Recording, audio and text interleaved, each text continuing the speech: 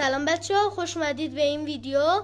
بچه ها این ماشینیه که خودم ساختمش. همونطور که میبینید این رخ جلوشه، کاپوتش باز میشه، این داخل کاپوت بسته شد، این چراغای جلوه، این طرف شاگرده که همونطور که میبینید هستش، فرمونشون داخله.